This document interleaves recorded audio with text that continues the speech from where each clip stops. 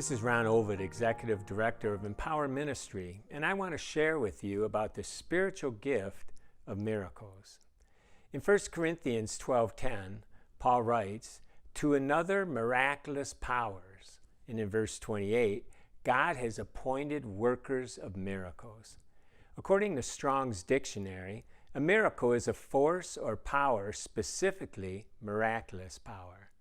This is similar to healing in that both are a result of supernatural. However, this is not having the gift of doing miracles, for only God has that power. Rather, a person with this gift has a deep sensitivity to God's will in a situation and a deep belief in God's ability to fulfill His will. They know where man's ability ends, God's supernatural ability takes over. They have a spiritual burden to trust God in a situation and ask Him to display His power for His glory. With this burden, they pray that God would perform a miracle for His glory. Now, what are some of the benefits?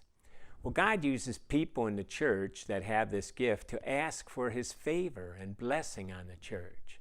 When difficulties come to the church and there seems no natural solution is available, God calls people with this gift to pray and trust Him so that His glory may inspire the rest of the believers.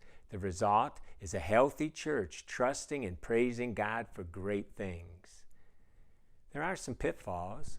In Exodus 20, we see the account where the Israelites were in a new part of the wilderness.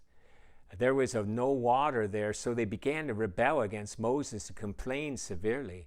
Moses went to God to find out what to do, and God said to take the staff and speak over the rock and water will come out.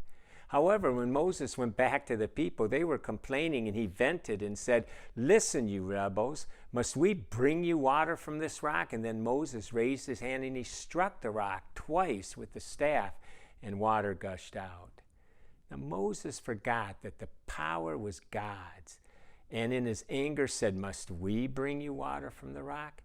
He had become used to the miraculous and started to believe that he had something to do with it. He stole God's glory. Now David took for granted God's favor, and he became a complacent king. He stayed behind from battles and fell into deep temptation. Many of the prophets became bitter with disappointment when God did not answer the way they thought God should. Asking God for the supernatural can raise many temptations. We need to be careful of pride, exaggeration, false claims, impatience, taking the credit, jealousy, self-gain, or deep disappointment. Now, what are some ministry opportunities? Well, if the power of God were to be absent from the church, would we still function?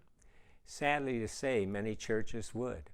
How much do we really depend upon His power? We need to believe God for the supernatural. The gift of miracles gives support to pastors by praying for God's intervention and power to be manifested in the special needs of the church, congregation, and surrounding community.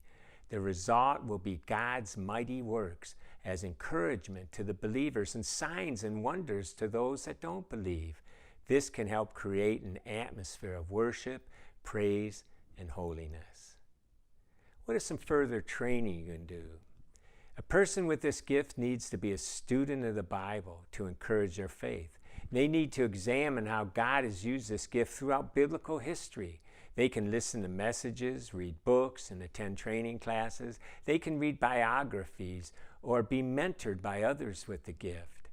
They can spend time in prayer and meditation, asking God to teach them more about this gift.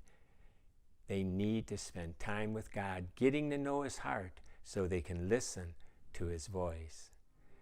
God has gifted you with a purpose, and I trust that God will guide you and mature you in this spiritual gift of miracles as you seek to serve Him.